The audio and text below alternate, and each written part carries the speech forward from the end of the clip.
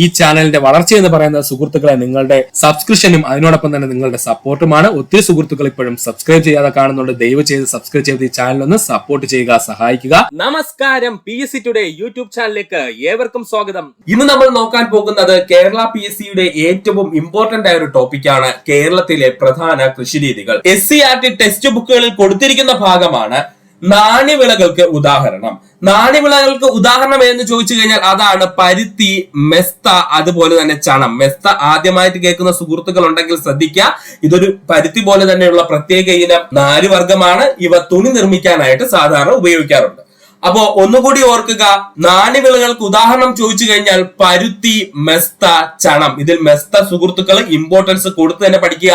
കാരണം എല്ലാ PSC ഉദ്യോഗാർത്ഥികൾക്കും അറിയാവുന്ന നാണ്യവിളകളാണ് പരുത്തിയും ചണവും. അതുകൊണ്ട് പ്രധാനപ്പെട്ട എണ്ണക്കുരുക്കൾക്ക് ഉദാഹരണം ചോദിച്ചു കഴിഞ്ഞാൽ നിലക്കടല, കടുക്, എള്ള്, നാളികേരം, ആവണക്ക്. ആവണക്കിന് ഇമ്പോർട്ടൻസ് കൊടുത്ത് പഠിക്കുക.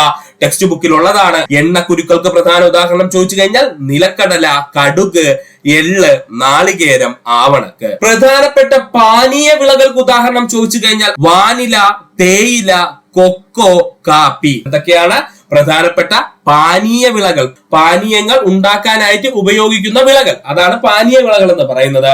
വാനില, തേയില, കൊക്കോ, കാപ്പി. ഇതിൽ പച്ച സ്വർണം എന്ന പേരിൽ അറിയപ്പെടുന്ന വിള എന്ന് ചോദിച്ചു കഴിഞ്ഞാൽ വാനിലയാണ്. പച്ച സ്വർണം എന്ന പേരിൽ അറിയപ്പെടുന്ന വിള എന്ന് ചോദിച്ചാൽ അത് വാനിലയാണ്. വാണിജ്യ അടിസ്ഥാനത്തിലുള്ള പച്ചക്കറി കൃഷി അറിയപ്പെടുന്ന പേരാണ് ട്രാക്ക് ഫാമിംഗ്. ഇതും ടെക്സ്റ്റ് ബുക്കുകളിൽ ഉള്ള പോയിന്റ് ആണ്. വാണിജ്യ അടിസ്ഥാനത്തിലുള്ള പച്ചക്കറി കൃഷി അറിയപ്പെടുന്ന പേരാണ് ട്രാക്ക് ഫാമിംഗ്. ഇനി നമ്മൾ മറക്കാതെ പഠിക്കേണ്ട പോയിന്റ് ആണ്, കേരളത്തിൽ ഏറ്റവും കൂടുതൽ കാണപ്പെടുന്ന മണ്ണിനമാണ് ലാറ്ററൈറ്റ് മണ്ണ് അല്ലെങ്കിൽ ചെങ്കൽ മണ്ണ്. കേരളത്തിൽ ഏറ്റവും കൂടുതൽ കാണപ്പെടുന്ന മണ്ണിനം ചോദിച്ചാൽ അവനാണ് ലാറ്ററൈറ്റ് മണ്ണ് അല്ലെങ്കിൽ ചെങ്കൽ മണ്ണ്. പരുത്തി കൃഷിക്ക് അനുയോജ്യമായ മണ്ണിനം കറുത്ത മണ്ണ്. 100-ൽ കൂടുതൽ തവണ PSC റിപ്പീറ്റ് ചെയ്ത ചോദ്യം. പരുത്തി കൃഷിക്ക് അനുയോജ്യമായ മണ്ണിനം കറുത്ത മണ്ണിനം. നെൽകൃഷിക്ക് അനുയോജ്യമായ മണ്ണിനം എക്കൽ. നെൽകൃഷിക്ക് അനുയോജ്യമായ മണ്ണിനം എന്ന് ചോദിച്ചാൽ എക്കൽ മണ്ണാണ്. മണ്ണുകളുമായി ബന്ധപ്പെട്ടിട്ടുള്ള പ്രധാനപ്പെട്ട ഒരു ക്ലാസ് നമ്മൾ ആഡ് ചെയ്തിട്ടുണ്ട്. സുഹൃത്തുക്കൾ കൃത്യമായി അത് കാണുക. മോസ്റ്റ് ഇമ്പോർട്ടന്റ് പോയിന്റ്സ് ആണ് അതിൽ പറഞ്ഞിരിക്കുന്നത്. റബ്ബർ കൃഷിക്ക് അനുയോജ്യമായ മണ്ണ് ലാറ്ററൈറ്റ് മണ്ണ്. റബ്ബർ കൃഷിക്ക് അനുയോജ്യമായ മണ്ണ് ഏതാ സുഹൃത്തുക്കളെ? ലാറ്ററൈറ്റ് മണ്ണ്. കേരളത്തിൽ റബ്ബർ കൃഷി കൂടുതലായി നടക്കുന്നു. അതുകൊണ്ട് തന്നെ എന്താണ്, ലാറ്ററൈറ്റ് മണ്ണിൽ റബ്ബർ നന്നായിട്ട് എന്ത് ചെയ്യുന്നു, വളരുന്നു. കേരളത്തിൽ മരിച്ചീനി കൃഷി പ്രോത്സാഹിപ്പിച്ച രാജാവാണ് ശ്രീ വിശാഖം തിരുനാള്. കേരളത്തിലെ മരിച്ചീനി കൃഷി പ്രോത്സാഹിപ്പിച്ച രാജാവ് ആര് എന്ന് ചോദിച്ചാൽ അത് ശ്രീ വിശാഖം തിരുനാളാണ്. അതുപോലെ കിഴങ്ങൻ രാജ എന്ന പേരിൽ അറിയപ്പെടുന്നത് ആരെന്ന് ചോദിച്ചാൽ ശ്രീ വിശാഖം തിരുനാളാണ്. മണ്ണിന്റെ അമ്ലവീര്യം കുറയ്ക്കുന്നതിന് ഉപയോഗിക്കുന്ന പദാർത്ഥമാണ് കുമ്മായം. മണ്ണിന്റെ അമ്ലവീര്യം, അമ്ലം എന്ന് പറഞ്ഞു കഴിഞ്ഞാൽ അസിഡിറ്റി, അമ്ലവീര്യം അല്ലെങ്കിൽ മണ്ണിന്റെ അസിഡിറ്റി കുറയ്ക്കുന്നതിന് ഉപയോഗിക്കുന്ന പദാർത്ഥം അറിയപ്പെടുന്ന പേരാണ് എന്ത്? കുമ്മായം. കാർഷിക ഉൽപ്പന്നങ്ങൾക്ക് ഗുണനിലവാരവുമായി ബന്ധപ്പെട്ടിരിക്കുന്ന മുദ്രയാണ് അഗ്മാർക്ക് മുദ്ര. ഇമ്പോർട്ടന്റ് ആണ്. കാർഷിക ഉൽപ്പന്നങ്ങളുടെ ഗുണനിലവാരവുമായി ബന്ധപ്പെട്ടിരിക്കുന്ന മുദ്ര എന്ന് ചോദിച്ചു കഴിഞ്ഞാൽ അതാണ് അഗ്മാർക്ക് മുദ്ര. യൂണിവേഴ്സൽ ഫൈബർ എന്നറിയപ്പെടുന്നത് പരുത്തിയാണ്. യൂണിവേഴ്സൽ ഫൈബർ എന്നറിയപ്പെടുന്നത് പരുത്തിയാണ്. യൂണിവേഴ്സൽ ഫൈബർ എന്നറിയപ്പെടുന്നത് പരുത്തിയാണ്. ഇവിടെ സുഹൃത്തുക്കൾക്ക് കൺഫ്യൂഷൻ ഉണ്ടാകുന്നതാണ്. ഗോൾഡൻ ഫൈബർ എന്നറിയപ്പെടുന്നത് ചണമാണ്. ഗോൾഡൻ ഫൈബർ എന്നറിയപ്പെടുന്നത് ആരെന്ന് ചോദിച്ചാൽ ചണവും. യൂണിവേഴ്സൽ ഫൈബർ എന്ന് ചോദിച്ചു കഴിഞ്ഞാൽ അതാരാണ്? പരുത്തിയുമാണ്. തിരിഞ്ഞു പോവരുത്. ഏറ്റവും കൂടുതൽ ഉദ്യോഗാർത്ഥികൾ തെറ്റിക്കുന്ന പോയിന്റ് ആണ് പറയുന്നത്. യൂണിവേഴ്സൽ ഫൈബർ എന്നറിയപ്പെടുന്നത് പരുത്തിയും ഗോൾഡൻ ഫൈബർ എന്നറിയപ്പെടുന്നത് ആരെന്ന് ചോദിച്ചാൽ ചണവുമാണ്. ഗോൾഡ് ചണത്തിൽ പൊതിഞ്ഞു എന്ന് പഠിച്ചു വെച്ചിരുന്നാൽ മതി കേട്ടോ. ഇന്ത്യയിലെ ആദ്യത്തെ കാപ്പി തൈകൾ കൊണ്ടുവന്നത് അറബിയാണ്. ഇന്ത്യയിൽ ആദ്യമായിട്ട് കാപ്പി തൈകൾ കൊണ്ടുവന്ന വിദേശ ശക്തി എന്ന് ചോദിച്ചാൽ ആരായിരുന്നു? അത് അറബികളായിരുന്നു. ചൈനീസ് പൊട്ടറ്റോ എന്നറിയപ്പെടുന്നത് കൂർക്കയാണ്. ചൈനീസ് പൊട്ടറ്റോ എന്ന പേരിൽ അറിയപ്പെടുന്ന വെജിറ്റബിൾ എന്ന് ചോദിച്ചു കഴിഞ്ഞാൽ അത് കൂർക്കയാണ്. 2,4-D, സിമാസിൻ, ഡൈയൂറോൺ എന്നിങ്ങനെ അറിയപ്പെടുന്നതൊക്കെ എന്തിന്റെ ഉദാഹരണമാണെന്ന് ചോദിച്ചിട്ടുണ്ട്. അത് കളനാശിനിയാണ്. നമ്മുടെ ടെക്സ്റ്റ് ബുക്കിൽ കൊടുത്തിരിക്കുന്നതാണ്. 2,4-D സിമാസിനും അതുപോലെ ഡൈയൂറോണും എന്തിന് ഉദാഹരണം എന്ന് ചോദിച്ചു കഴിഞ്ഞാൽ അത് കളനാശിനിക്ക് ഉദാഹരണമാണ്. അടുത്തതായി PSC ഏറ്റവും കൂടുതൽ ചോദിച്ച മേഖലയാണ് NPK വളങ്ങളിലെ ഘടകങ്ങൾ ഏതൊക്കെയാണ്. NPK വളത്തിലെ ഘടകങ്ങൾ ഏതൊക്കെയാണ്? ആരൊക്കെയാണ്? N എന്ന് പറഞ്ഞു കഴിഞ്ഞാൽ നൈട്രജൻ, P എന്ന് പറഞ്ഞു കഴിഞ്ഞാൽ ഫോസ്ഫറസ്, K എന്ന് പറഞ്ഞു കഴിഞ്ഞാൽ പൊട്ടാസ്യം. പൊട്ടാസ്യത്തിനെ എന്താണ്? കാലിയം എന്നാണ് അറിയപ്പെടുന്നത്. അതുകൊണ്ടാണ് എന്ത് കൊടുത്തത്? K കൊടുത്തത്. അപ്പോ NPK വളത്തിനകത്തുള്ള ഘടകങ്ങൾ ചോദിച്ചു കഴിഞ്ഞാൽ N എന്ന് വെച്ചാൽ നൈട്രജൻ, P എന്ന് പറഞ്ഞു കഴിഞ്ഞാൽ ഫോസ്ഫറസ്, ഈ K വെച്ചിട്ടാണ് എന്ത് ചെയ്യുന്നത്? PSC കടന്ന് കളിക്കുന്നത്. K എന്ന് വെച്ചാൽ ആരാടെ? പൊട്ടാസ്യമാണ്. പൊട്ടാസ്യത്തിന്റെ ലാറ്റിൻ ഭാഷയിലുള്ള നാമമാണ് കാലിയം. അതുകൊണ്ടാണ് K അവിടെ നൽകിയിരിക്കുന്നത്. ബോഡോ മിശ്രിതം എന്തിനാണ് ഉപയോഗിക്കുന്നത്? കുമിൾ നാശിനിയായി ബോഡോ മിശ്രിതം എന്തിനാണ് ഉപയോഗിക്കുന്നത്? കുമിൾ നാശിനിയായി ഉപയോഗിക്കുന്നു. വേപ്പെണ്ണ ഒരു ജൈവ കീടനാശിനിക്ക് ഉദാഹരണമാണ്. ഇതെല്ലാം ടെക്സ്റ്റ് ബുക്കിലുള്ളതാണ്. വേപ്പെണ്ണ എന്നത് ഒരു ജൈവ കീടനാശിനിക്ക് ഉദാഹരണമാണ്. ഫാറ്റം ഫോസ് വളമാണ്. ഫാറ്റം ഫോസ് എന്താണ്? ഒരു രാസവളമാണ്. ഫാറ്റം ഫോസ് എന്താണ്? ഒരു രാസവളമാണ്. ഒന്നുകൂടി പറയാം. ബോഡോ മിശ്രിതം എന്ന് പറഞ്ഞു കഴിഞ്ഞാൽ ഒരു കുമിൾ നാശിനിയാണ്. വേപ്പെണ്ണ എന്ന് പറഞ്ഞു കഴിഞ്ഞാൽ ഒരു ജൈവ കീടനാശിനിയാണ്. ഫാക്ടം ഫോസ് എന്ന് പറഞ്ഞു കഴിഞ്ഞാൽ ഒരു രാസവളമാണ്. കാർഷിക വിപ്ലവങ്ങൾ, കാർഷിക മേഖലയിലെ പ്രധാനപ്പെട്ട വിപ്ലവങ്ങൾ ഏതൊക്കെയെന്ന് നമുക്ക് പഠിച്ചു വെക്കണം. ഹരിത വിപ്ലവം കാർഷിക ഉൽപാദന മേഖലയില്. ഹരിത വിപ്ലവം എവിടെയാ വന്നത്? കാർഷിക ഉൽപാദന മേഖലയിലാണ്. ഹരിത വിപ്ലവത്തിന്റെ പിതാവ് എന്നറിയപ്പെടുന്നത് ഡോക്ടർ MS സ്വാമിനാഥനാണ് എന്നൊക്കെ നമുക്കറിയാം. അടുത്തതാണ് ധവള വിപ്ലവം എന്ന് പറയുന്നത്. പാൽ ഉൽപാദനത്തിന്റെ മുന്നേറ്റത്തിനെ നമ്മൾ വിളിക്കുന്ന പേരാണ് ധവള വിപ്ലവം എന്നറിയപ്പെടുന്നത്. ഇന്ത്യൻ ധവള വിപ്ലവത്തിന്റെ പിതാവ് എന്നറിയപ്പെടുന്നത് ഡോക്ടർ വർഗീസ് കുര്യനാണ്. സുഹൃത്തുക്കൾക്ക് എല്ലാവർക്കും അറിയാവുന്ന പോയിന്റ്.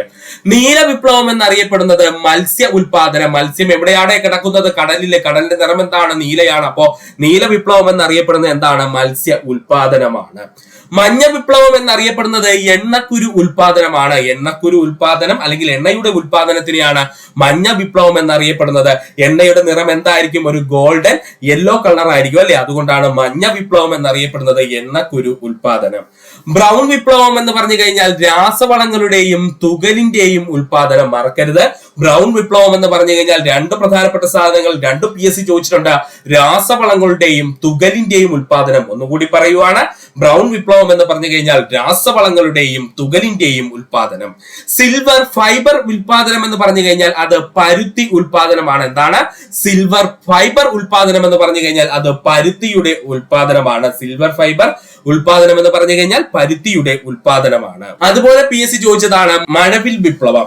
എന്താണ് മഴവിൽ വിപ്ലവം എന്ന് ചോദിച്ചാൽ കാർഷിക മേഖലയിലെ മൊത്തത്തിലുള്ള ഉൽപാദന വളർച്ചയാണ് മഴവിൽ വിപ്ലവം എന്ന പേരിൽ അറിയപ്പെടുന്നത്. ഒന്നുകൂടി പറയാം, മഴവിൽ വിപ്ലവം എന്ന് പറഞ്ഞു കഴിഞ്ഞാൽ കാർഷിക മേഖലയിലെ മൊത്തമായ ഉൽപാദനത്തിനെയാണ് മഴവിൽ വിപ്ലവം എന്ന് പറയുന്നത്.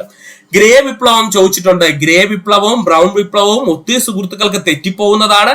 കൃത്യമായിട്ട് തന്നെ മാറ്റി പഠിക്കുക. ബ്രൗൺ വിപ്ലവം എന്ന് പറഞ്ഞു കഴിഞ്ഞാൽ രാസവളങ്ങളുടെയും തുകലിന്റെയും ഉൽപാദനമാണെങ്കിൽ ഗ്രേ വിപ്ലവം എന്ന് പറഞ്ഞു കഴിഞ്ഞാൽ വളങ്ങളുടെയും ഭവന നിർമ്മാണത്തിന്റെയും ഉൽപാദനം. ഭവന നിർമ്മാണത്തിന്റെയും ഉൽപാദനം. ഗ്രേ എന്ന് പറഞ്ഞാൽ ആലോചിക്കുക, ഭവനം നിർമ്മിക്കാൻ സിമന്റ് വേണം. സിമന്റിന്റെ നിറം എന്താണ്? ഗ്രേ കളറാണ്. അപ്പൊ ഗ്രേ എന്ന് പറഞ്ഞു കഴിഞ്ഞാൽ എന്താണ്? വളങ്ങളുടെയും ഭവന നിർമ്മാണത്തിന്റെയുമാണ് എന്ത്? ഗ്രേ വിപ്ലവം എന്ന പേരില് അറിയപ്പെടുന്നത്. സുഹൃത്തുക്കളെ ഇമ്പോർട്ടൻസ് കൊടുത്ത് പഠിക്കുക. അടുത്തതായി നമുക്ക് പഠിക്കേണ്ടത് കേരളത്തിൽ പ്രധാനമായും ഉൽപ്പാദിപ്പിക്കുന്ന ഭക്ഷ്യവിളയായിട്ടുള്ള നെല്ലിനെ പറ്റിയാണ്.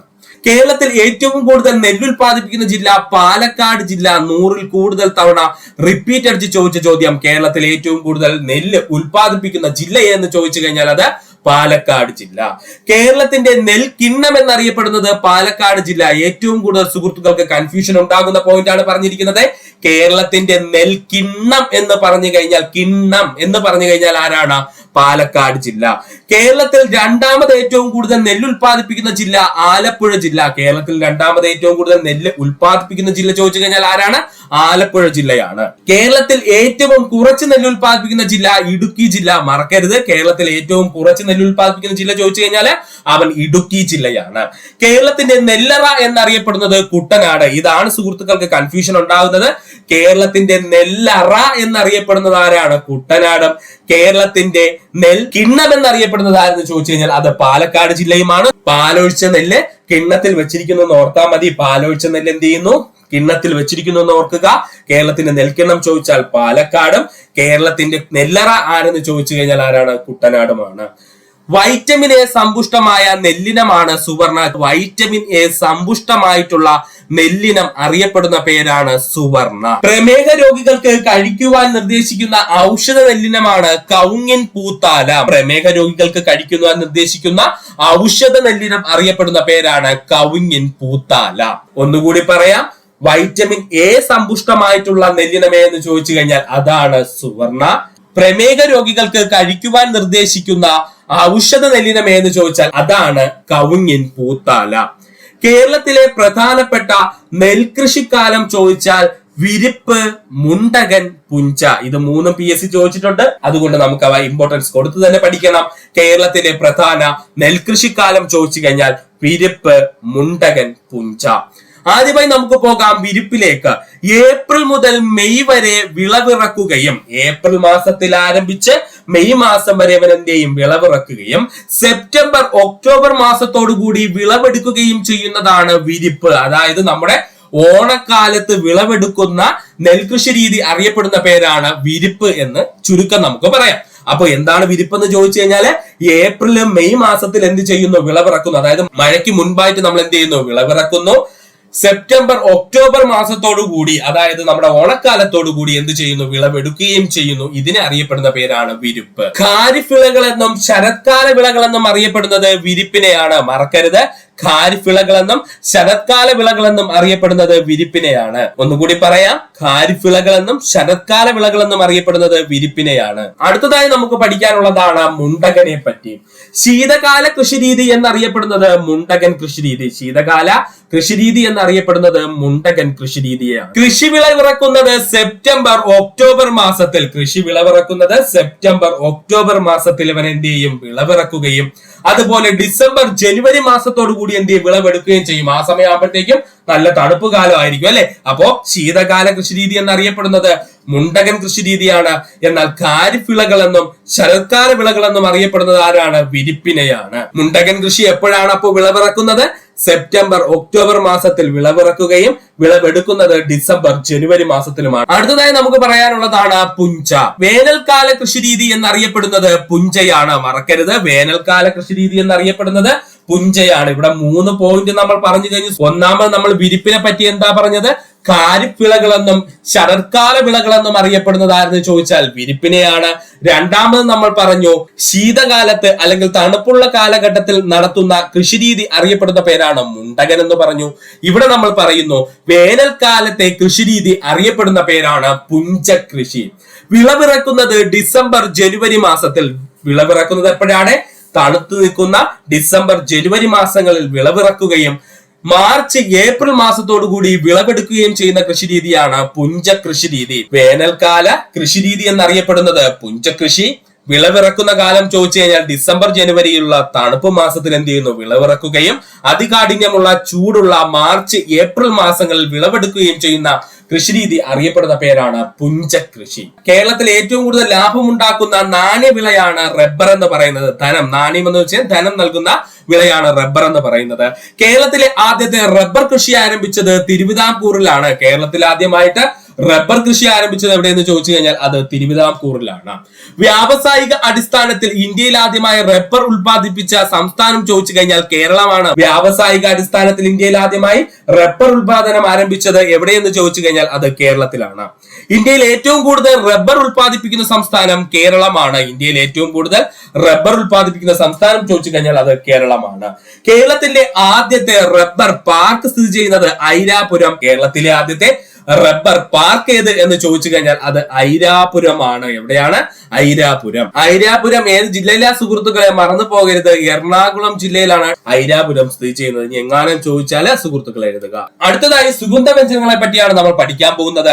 ഇന്ത്യയിലെ സുഗന്ധവ്യഞ്ജന തോട്ടം എന്നറിയപ്പെടുന്നത് കേരളമാണ്. ഇന്ത്യയുടെ സുഗന്ധവ്യഞ്ജന തോട്ടം എന്നറിയപ്പെടുന്ന സംസ്ഥാനം ചോദിച്ചു കഴിഞ്ഞാൽ അത് കേരളം. ഇന്ത്യയുടെ സുഗന്ധവ്യഞ്ജന തോട്ടം എന്നറിയപ്പെടുന്ന സംസ്ഥാനം ചോദിച്ചു കഴിഞ്ഞാൽ അത് കേരളമാണ്. കേരളത്തിലെ സുഗന്ധവ്യഞ്ജന തോട്ടം എന്നറിയപ്പെടുന്ന ജില്ല ചോദിച്ചു കഴിഞ്ഞാൽ അത് ഇടുക്കി ജില്ല.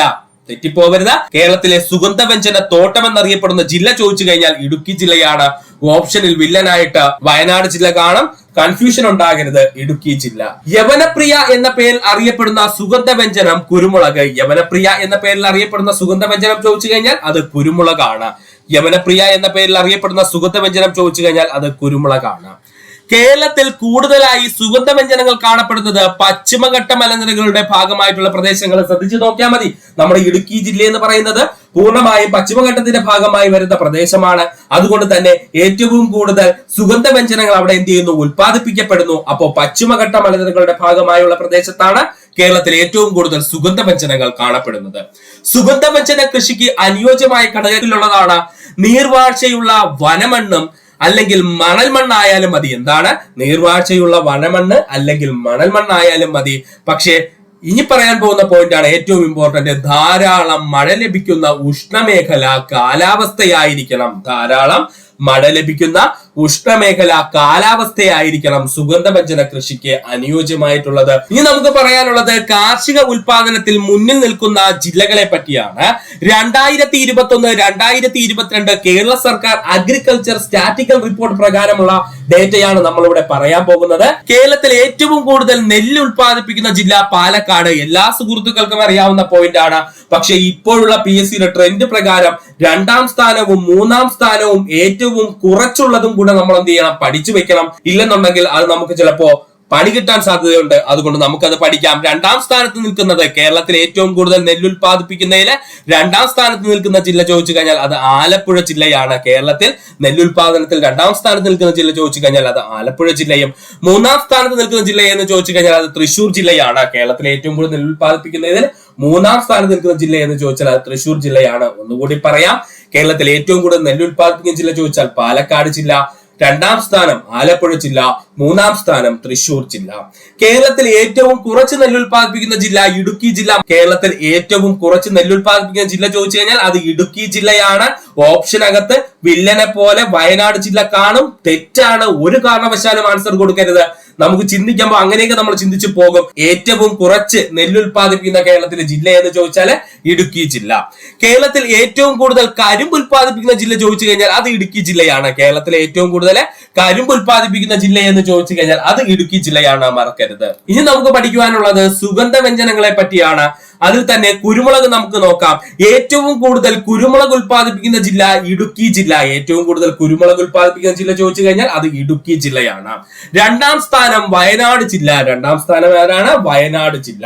കേരളത്തിൽ ഏറ്റവും കുറച്ച് കുരുമുളക് ഉൽപ്പാദിപ്പിക്കുന്ന ജില്ല ആലപ്പുഴ ജില്ല. ഏറ്റവും കൂടുതൽ കുരുമുളക് ഉൽപ്പാദിപ്പിക്കുന്ന ജില്ല ചോദിച്ചു കഴിഞ്ഞാൽ ഇടുക്കി ജില്ല. 2ാം സ്ഥാനം ചോദിച്ചു കഴിഞ്ഞാൽ വയനാട് ജില്ല. ഏറ്റവും കുറച്ച് കുരുമുളക് ഉൽപ്പാദിപ്പിക്കുന്ന ജില്ല ചോദിച്ചു കഴിഞ്ഞാൽ അതാരാണ്? ആലപ്പുഴ ജില്ല. ഏറ്റവും കൂടുതൽ ഇഞ്ചി ഉൽപ്പാദിപ്പിക്കുന്ന ജില്ല വയനാട് ജില്ല. ഏറ്റവും കൂടുതൽ ഇഞ്ചി ഉൽപ്പാദിപ്പിക്കുന്ന ജില്ല ചോദിച്ചു കഴിഞ്ഞാൽ അത് വയനാട് ജില്ല. ഏറ്റവും കുറച്ച് ഇഞ്ചി ഉൽപ്പാദിപ്പിക്കുന്ന ജില്ല ചോദിച്ചു കഴിഞ്ഞാൽ അത് കാസർഗോഡ് ജില്ല. ഏറ്റവും കൂടുതൽ ഇഞ്ചി ഉൽപ്പാദിപ്പിക്കുന്ന ജില്ല ചോദിച്ചു കഴിഞ്ഞാൽ അത് വയനാട് ജില്ലയാണ്. ഏറ്റവും കുറച്ച് ഇഞ്ചി ഉൽപ്പാദിപ്പിക്കുന്ന ജില്ല ചോദിച്ചു കഴിഞ്ഞാൽ അത് കാസർഗോഡ് ജില്ലയാണ്. കേരളത്തിൽ ഏറ്റവും കൂടുതൽ മഞ്ഞൾ ഉൽപ്പാദിപ്പിക്കുന്ന ജില്ല പാലക്കാട് ജില്ല. കേരളത്തിൽ ഏറ്റവും കൂടുതൽ മഞ്ഞൾ ഉൽപ്പാദിപ്പിക്കുന്ന ജില്ല ചോദിച്ചു കഴിഞ്ഞാൽ അത് പാലക്കാട് ജില്ലയാണ്. കേരളത്തിൽ ഏറ്റവും കുറച്ച് മഞ്ഞൾ ഉൽപ്പാദിപ്പിക്കുന്ന ജില്ല കാസർഗോഡ് ജില്ല. കേരളത്തിലെ ഏറ്റവും കുറച്ച് മഞ്ഞൾ ഉൽപ്പാദിപ്പിക്കുന്ന ജില്ല എന്ന് ചോദിച്ചാൽ അത് കാസർഗോഡ് ജില്ലയാണ്. ഒന്നുകൂടി പറയാം, കേരളത്തിൽ ഏറ്റവും കൂടുതൽ കുരുമുളക് ഉൽപ്പാദിപ്പിക്കുന്ന ജില്ല ചോദിച്ചു കഴിഞ്ഞാൽ ഇടുക്കി ജില്ല. 2ാം സ്ഥാനം ആർക്കെന്ന് ചോദിച്ചാൽ അത് വയനാട് ജില്ലയ്ക്കാണ്. കേരളത്തിൽ ഏറ്റവും കുറച്ച് കുരുമുളക് ഉൽപ്പാദിപ്പിക്കുന്ന ജില്ല ചോദിച്ചാൽ അത് ആലപ്പുഴ ജില്ലയാണ്. കേരളത്തിൽ ഏറ്റവും കൂടുതൽ ഇഞ്ചി ഉൽപ്പാദിപ്പിക്കുന്ന ജില്ല എന്ന് ചോദിച്ചു കഴിഞ്ഞാൽ അത് വയനാട് ജില്ലയാണ്. കേരളത്തിൽ ഏറ്റവും കുറച്ച് ഇഞ്ചി ഉൽപ്പാദിപ്പിക്കുന്ന ജില്ല ചോദിച്ചു കഴിഞ്ഞാൽ അത് കാസർഗോഡ് ജില്ലയാണ്. കേരളത്തിൽ ഏറ്റവും കൂടുതൽ മഞ്ഞൾ ഉൽപ്പാദിപ്പിക്കുന്ന ജില്ല ചോദിച്ചാൽ അവൻ ഏതാണ്? പാലക്കാട് ജില്ലയാണ്. ഏറ്റവും കുറച്ച് മഞ്ഞൾ ഉൽപ്പാദിപ്പിക്കുന്ന ജില്ല ചോദിച്ചു കഴിഞ്ഞാൽ കാസർഗോഡ് ജില്ലയാണ്. സുഹൃത്തുക്കൾ കൺഫ്യൂഷൻ ഒന്നും അടിക്കേണ്ട, നമുക്ക് ഇവന്മാരെ എല്ലാം കോഡിലൂടെ അങ്ങ് പഠിക്കാം. അടുത്തതായി നമുക്ക് പഠിക്കേണ്ട സുഗന്ധവ്യഞ്ജനമാണ് ഏലം. സുഗന്ധവ്യഞ്ജനങ്ങളുടെ റാണി എന്നറിയപ്പെടുന്നത് ഏലമാണ്. സുഗന്ധവ്യഞ്ജനങ്ങളുടെ റാണി എന്നറിയപ്പെടുന്നത് ആരെന്ന് ചോദിച്ചു കഴിഞ്ഞാൽ അത് ഏലമാണ്. കേരളത്തിൽ ഏറ്റവും കൂടുതൽ ഏലം ഉൽപ്പാദിപ്പിക്കുന്ന ജില്ല ഇടുക്കി ജില്ല. കേരളത്തിൽ ഏറ്റവും കൂടുതൽ ഏലം ഉൽപ്പാദിപ്പിക്കുന്ന ജില്ല ചോദിച്ചു കഴിഞ്ഞാൽ ഇടുക്കി ജില്ല. കേരളത്തിൽ 2ാമത് ഏറ്റവും കൂടുതൽ ഏലം ഉൽപ്പാദിപ്പിക്കുന്ന ജില്ല വയനാട് ജില്ല. നേരത്തെ പറഞ്ഞ സെയിം തന്നെ, ഒരു മാറ്റവും ഇല്ല. ഏലമായാലും കുരുമുളകായാലും ഏറ്റവും കൂടുതൽ ഉൽപ്പാദിപ്പിക്കുന്ന ജില്ല ചോദിച്ചു കഴിഞ്ഞാൽ ഇടുക്കി ജില്ല. രണ്ടാമത് ഏറ്റവും കൂടുതൽ ഉൽപ്പാദിപ്പിക്കുന്ന ജില്ല ചോദിച്ചു കഴിഞ്ഞാൽ വയനാട് ജില്ല, ഒരു മാറ്റവുമില്ല. കേരളത്തിൽ ഏറ്റവും കൂടുതൽ അടയ്ക്ക ഉൽപ്പാദിപ്പിക്കുന്ന ജില്ല ചോദിച്ചു കഴിഞ്ഞാൽ അത് കാസർഗോഡ് ജില്ല. കേരളത്തിലെ ഏറ്റവും കൂടുതൽ അടയ്ക്ക ഉൽപ്പാദിപ്പിക്കുന്ന ജില്ല ചോദിച്ചു കഴിഞ്ഞാൽ അത് കാസർഗോഡ് ജില്ല. രണ്ടാം സ്ഥാനം മലപ്പുറം ജില്ല, മൂന്നാം സ്ഥാനം വയനാട് ജില്ല. ഒന്ന് പഠിച്ചു വെച്ചേക്കുക.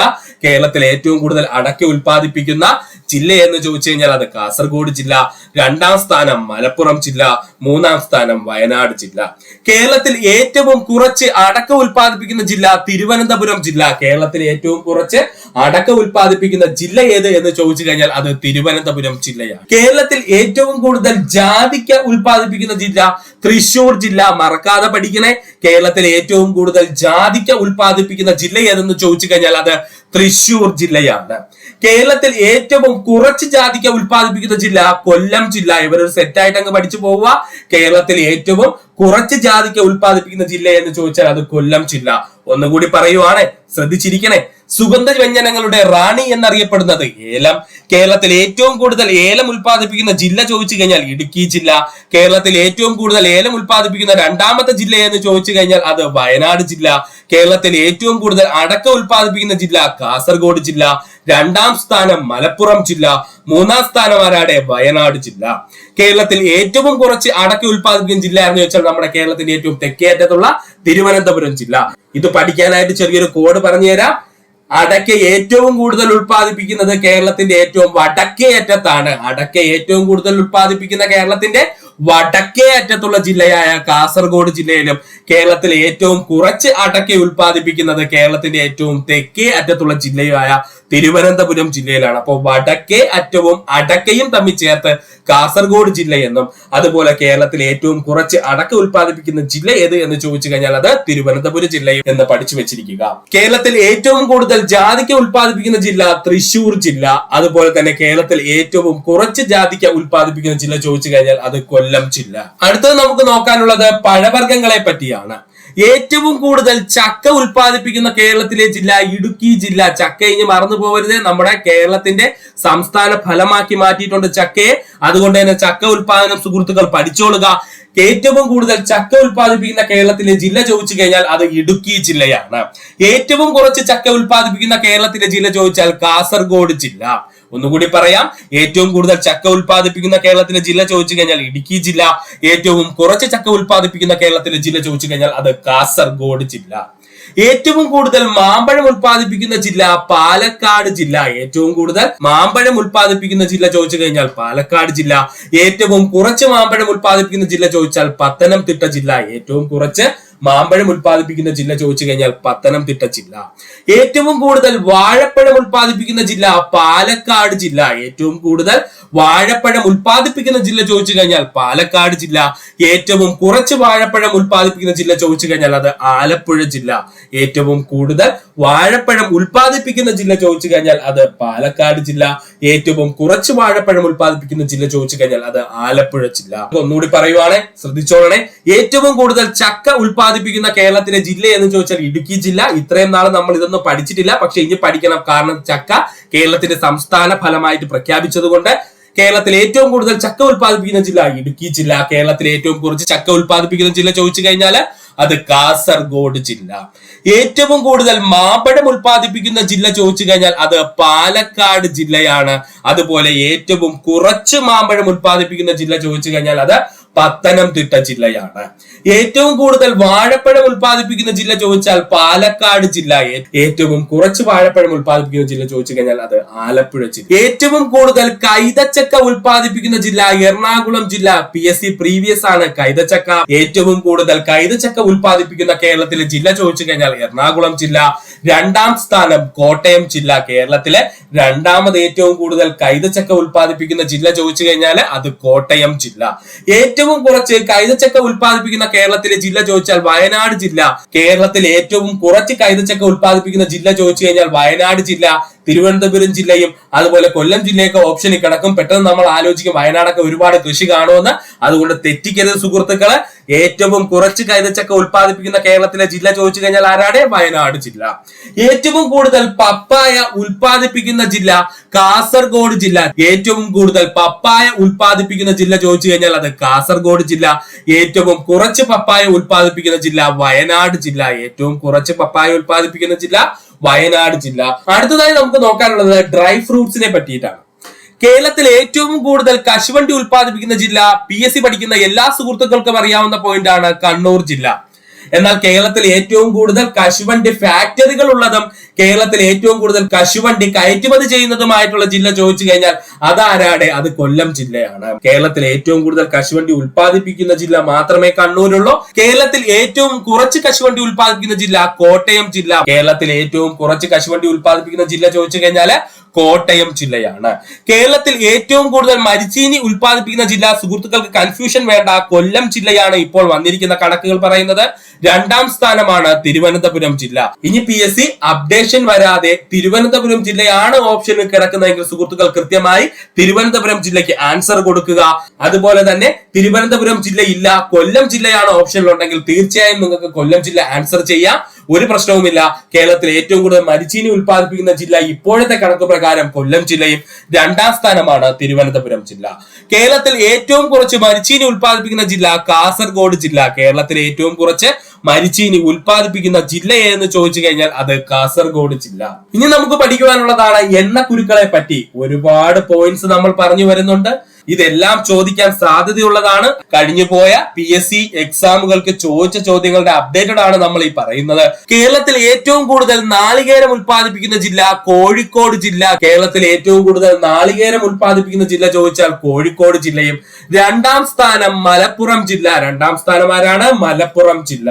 കേരളത്തിൽ ഏറ്റവും കുറച്ച് നാളികേരം ഉൽപ്പാദിപ്പിക്കുന്ന ജില്ല വയനാട് ജില്ല. കേരളത്തിൽ ഏറ്റവും കുറച്ച് നാളികേരം ഉൽപ്പാദിപ്പിക്കുന്ന ജില്ല ചോദിച്ചു കഴിഞ്ഞാല് വയനാട് ജില്ല. കേരളത്തിൽ ഏറ്റവും കൂടുതൽ നിലക്കടല ഉൽപ്പാദിപ്പിക്കുന്ന ജില്ല പാലക്കാട് ജില്ല. കേരളത്തിൽ ഏറ്റവും കൂടുതൽ നിലക്കടല ഉൽപ്പാദിപ്പിക്കുന്ന ജില്ല ചോദിച്ചു കഴിഞ്ഞാൽ പാലക്കാട് ജില്ല. കേരളത്തിൽ ഏറ്റവും കൂടുതൽ എള്ള് ഉൽപ്പാദിപ്പിക്കുന്ന ജില്ല ആലപ്പുഴ ജില്ല. മറക്കല്ലേ, കേരളത്തിൽ ഏറ്റവും കൂടുതൽ എള്ള് ഉൽപ്പാദിപ്പിക്കുന്ന ജില്ല ചോദിച്ചു കഴിഞ്ഞാൽ അത് ആലപ്പുഴ ജില്ലയാണ്. കേരളത്തിൽ ഏറ്റവും കൂടുതൽ പരുത്തി ഉൽപ്പാദിപ്പിക്കുന്ന ജില്ല പാലക്കാട് ജില്ല. കേരളത്തിൽ ഏറ്റവും കൂടുതൽ പരുത്തി ഉൽപ്പാദിപ്പിക്കുന്ന ജില്ല ചോദിച്ചു കഴിഞ്ഞാൽ അത് പാലക്കാട് ജില്ല.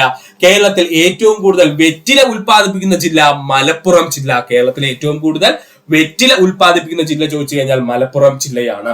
ഒന്നുകൂടി പറയാം, കേരളത്തിൽ ഏറ്റവും കൂടുതൽ നാളികേരം ഉൽപ്പാദിപ്പിക്കുന്ന ജില്ല കോഴിക്കോട് ജില്ല. രണ്ടാം സ്ഥാനം മലപ്പുറം ജില്ല. കേരളത്തിൽ ഏറ്റവും കുറച്ച് നാളികേരം ഉൽപ്പാദിപ്പിക്കുന്ന ജില്ല വയനാട് ജില്ല. ഇത് പഠിച്ചു വെക്കുക. കേരളത്തിൽ ഏറ്റവും കൂടുതൽ നിലക്കടല ഉൽപ്പാദിപ്പിക്കുന്ന ജില്ല പാലക്കാട് ജില്ല. കേരളത്തിൽ ഏറ്റവും കൂടുതൽ എള്ള് ഉൽപ്പാദിപ്പിക്കുന്ന ജില്ല ആലപ്പുഴ ജില്ല. കേരളത്തിൽ ഏറ്റവും കൂടുതൽ പരുത്തി ഉൽപ്പാദിപ്പിക്കുന്ന ജില്ല പാലക്കാട് ജില്ല. കേരളത്തിൽ ഏറ്റവും കൂടുതൽ വെറ്റില ഉൽപ്പാദിപ്പിക്കുന്ന ജില്ല മലപ്പുറം ജില്ല. കേരളത്തിൽ ഏറ്റവും കൂടുതൽ പുകയില ഉൽപ്പാദിപ്പിക്കുന്ന ജില്ല കാസർഗോഡ് ജില്ല. മറക്കരുത്, കേരളത്തിൽ ഏറ്റവും കൂടുതൽ പുകയില ഉൽപ്പാദിപ്പിക്കുന്ന ജില്ലയാണ് കാസർഗോഡ് ജില്ല. 100-ൽ കൂടുതൽ തവണ ചോദ്യം ഇങ്ങനെയാണ് പറഞ്ഞത്: കേരളത്തിൽ പുകയില ഉൽപ്പാദിപ്പിക്കുന്ന ഏക ജില്ല ഏതാണ്? ഉത്തരം എന്താണ്? കാസർഗോഡാണ്. അത് വെച്ച് തന്നെ അങ്ങ് സുഹൃത്തുക്കൾ പഠിക്കുക. കേരളത്തിൽ ഏറ്റവും കൂടുതൽ പുകയില ഉൽപ്പാദിപ്പിക്കുന്ന ജില്ല കാസർഗോഡ് ജില്ല. അടുത്ത പ്രധാനപ്പെട്ട തോട്ടവിളകളെ പറ്റിയാണ് നമ്മൾ നോക്കാൻ പോകുന്നത്. കേരളത്തിൽ ഏറ്റവും കൂടുതൽ റബ്ബർ ഉൽപ്പാദിപ്പിക്കുന്ന ജില്ല കോട്ടയം ജില്ല. നമുക്ക് എല്ലാവർക്കും അറിയാവുന്ന പോയിന്റ് ആണ്. കേരളത്തിൽ ഏറ്റവും കൂടുതൽ റബ്ബർ ഉൽപ്പാദിപ്പിക്കുന്ന ജില്ല കോട്ടയം ജില്ല. കേരളത്തിൽ ഏറ്റവും കുറച്ച് റബ്ബർ ഉൽപ്പാദിപ്പിക്കുന്ന ജില്ല ആലപ്പുഴ ജില്ല. ഇമ്പോർട്ടൻസ് കൊടുത്ത് ഇത് രണ്ടും അങ്ങ് പഠിച്ചു വെക്കുക. കേരളത്തിൽ ഏറ്റവും കുറച്ച് റബ്ബർ ഉൽപ്പാദിപ്പിക്കുന്ന ജില്ല ചോദിച്ചു കഴിഞ്ഞാൽ ആലപ്പുഴ ജില്ല. കേരളത്തിൽ ഏറ്റവും കൂടുതൽ തേയില ഉൽപ്പാദിപ്പിക്കുന്ന ജില്ല ഇടുക്കി ജില്ല. കേരളത്തിൽ ഏറ്റവും കൂടുതൽ തേയില ഉൽപ്പാദിപ്പിക്കുന്ന ജില്ല ചോദിച്ചു കഴിഞ്ഞാൽ ഇടുക്കി ജില്ല. കേരളത്തിൽ ഏറ്റവും കൂടുതൽ കാപ്പി ഉൽപ്പാദിപ്പിക്കുന്ന ജില്ല വയനാട് ജില്ല. കേരളത്തിൽ ഏറ്റവും കൂടുതൽ കാപ്പി ഉൽപ്പാദിപ്പിക്കുന്ന ജില്ല ചോദിച്ചു കഴിഞ്ഞാൽ അത് വയനാട് ജില്ല. കേരളത്തിൽ ഏറ്റവും കൂടുതൽ കൊക്കോ ഉൽപ്പാദിപ്പിക്കുന്ന ജില്ല ഇടുക്കി ജില്ല. കേരളത്തിൽ ഏറ്റവും കൂടുതൽ കൊക്കോ ഉൽപ്പാദിപ്പിക്കുന്ന ജില്ല ചോദിച്ചു കഴിഞ്ഞാൽ ഇടുക്കി ജില്ല. ഒന്നുകൂടി പറയാം സുഹൃത്തുക്കളെ, കേരളത്തിൽ ഏറ്റവും കൂടുതൽ റബ്ബർ ഉൽപ്പാദിപ്പിക്കുന്ന ജില്ല ചോദിച്ചാൽ അത് കോട്ടയം ജില്ല. കേരളത്തിൽ ഏറ്റവും കുറച്ച് റബ്ബർ ഉത്പാദിപ്പിക്കുന്ന ജില്ല ചോദിച്ചാൽ ആലപ്പുഴ ജില്ല. ഈ ഭാഗത്ത് ഏറ്റവും ഇമ്പോർട്ടൻസ് കൊടുത്തു പഠിക്കേണ്ടത് ഇതാണ്. കേരളത്തിൽ ഏറ്റവും കൂടുതൽ തേയില ഉത്പാദിപ്പിക്കുന്ന ജില്ല ചോദിച്ചാൽ ഇടുക്കി ജില്ല. എല്ലാ സുഹൃത്തുക്കൾക്കും അറിയാവുന്ന പോയിന്റ്. കേരളത്തിൽ ഏറ്റവും കൂടുതൽ കാപ്പി ഉത്പാദിപ്പിക്കുന്ന ജില്ല ചോദിച്ചാൽ വയനാട്. ഇത് കൺഫ്യൂഷൻ ഇല്ലാതെ തന്നെ സുഹൃത്തുക്കൾ പഠിക്കുക. കേരളത്തിലെ ഏറ്റവും കൂടുതൽ തേയിലയാണെങ്കിൽ എന്താണ്, ടീ ആണെങ്കിൽ അത് ഇടുക്കി ജില്ലയും, അതുപോലെ തന്നെ കാപ്പി ആണെങ്കിൽ എവിടെയാണ്, വയനാട് ജില്ലയുമാണ്. കേരളത്തിലെ ഏറ്റവും കൂടുതൽ കൊക്കോ ഉത്പാദിപ്പിക്കുന്ന ജില്ല ഇടുക്കി ജില്ല. കേരളത്തിലെ ഏറ്റവും കൂടുതൽ കൊക്കോ ഉത്പാദിപ്പിക്കുന്ന ജില്ല ഇടുക്കി ജില്ല. ഇനി ഇത് പഠിക്കാൻ ബുദ്ധിമുട്ടായിട്ടുള്ള സുഹൃത്തുക്കൾക്ക് വേണ്ടിയിട്ട് രണ്ട് പ്രധാനപ്പെട്ട കോഡ് നമ്മൾ കൊണ്ടുവന്നിട്ടുണ്ട്. ഏറ്റവും കൂടുതൽ PSC ചോദിച്ചിട്ടുള്ളതും ഈ രണ്ട് ജില്ലകളെ പറ്റിയിട്ടാണ്. അപ്പോൾ നമുക്ക് ആ കോഡൊന്ന് നോക്കാം. പാലയിലെ പരുത്ത നിലത്ത് നിന്ന വാഴയിൽ മാമ്പഴം പോലെ മഞ്ഞ നെല്ല് കാച്ചു. പാലയിലെ പരുത്ത നിലത്ത് നിന്ന വാഴയിൽ മാമ്പഴം പോലെ മഞ്ഞ നെല്ലു കാച്ചു. പാലയിലെ എന്ന് പറഞ്ഞു കഴിഞ്ഞാൽ പാലക്കാട് ജില്ല, പരുത്തത് എന്ന് പറഞ്ഞു കഴിഞ്ഞാൽ പരുത്തി, നിലത്ത് എന്ന് പറഞ്ഞു കഴിഞ്ഞാൽ നിലക്കടല, വാഴ എന്ന് പറഞ്ഞു കഴിഞ്ഞാൽ വാഴപ്പഴം, മഞ്ഞ എന്ന് പറഞ്ഞു കഴിഞ്ഞാൽ മഞ്ഞള്. തീർന്ന പരിപാടി. പാലയിലെ പരുത്ത നിലത്ത് നിന്ന വാഴയിൽ മാമ്പഴം പോലെ മഞ്ഞ നെല്ലു കാച്ചു. ഇതിനകത്ത് പ്രധാനപ്പെട്ട പോയിന്റ് എന്താ പറഞ്ഞത്? പാലയിലെ എന്ന് വെച്ചാൽ പാലക്കാട് ജില്ല, പരുത്തത് എന്ന് പറഞ്ഞു കഴിഞ്ഞാൽ പരുത്തി, നിലത്തെന്ന് പറഞ്ഞു കഴിഞ്ഞാൽ നിലക്കടല, വാഴ എന്ന് പറഞ്ഞു കഴിഞ്ഞാൽ വാഴപ്പഴം, മഞ്ഞ എന്ന് പറഞ്ഞു കഴിഞ്ഞാൽ മഞ്ഞള്. ഇനി മാമ്പഴം എന്ന് പറഞ്ഞാൽ ഓൾറെഡി മാമ്പഴം തന്നെയാണ്, നെല്ലെന്ന് പറഞ്ഞു കഴിഞ്ഞാൽ ഓൾറെഡി നെല്ല് തന്നെയാണ്. അതുകൊണ്ടാണ് അത് എടുത്തു പറയാത്തത്. അടുത്ത രണ്ടാമത്തെ കോഡാണ് നമ്മൾ പഠിക്കാൻ പോകുന്നത്. ഇത് ഇടുക്കിയുമായി ബന്ധപ്പെട്ടിരിക്കുന്ന കോഡാണ്, അല്ലെങ്കിൽ ഇടുക്കിയിൽ ഏറ്റവും കൂടുതൽ ഉത്പാദിപ്പിക്കുന്ന വസ്തുക്കളെ പറ്റിയാണ് നമ്മൾ നോക്കാൻ പോകുന്നത്. നമുക്ക് കോഡിലേക്ക് പോകാം.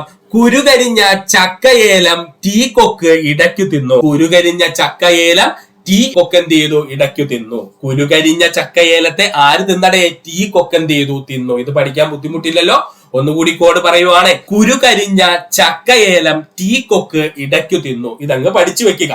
അപ്പോൾ നമുക്ക് കിട്ടും. കുരു എന്ന് പറഞ്ഞു കഴിഞ്ഞാൽ കുരുമുളക്, കരിഞ്ഞ എന്നതുകൊണ്ട് ഉദ്ദേശിക്കുന്നത് കരിമ്പ്, ടീ എന്ന് പറഞ്ഞു കഴിഞ്ഞാൽ നമുക്കറിയില്ലേ ചായ ഉണ്ടാക്കാൻ ആര് വേണം? അവിടെ തേയില വേണം.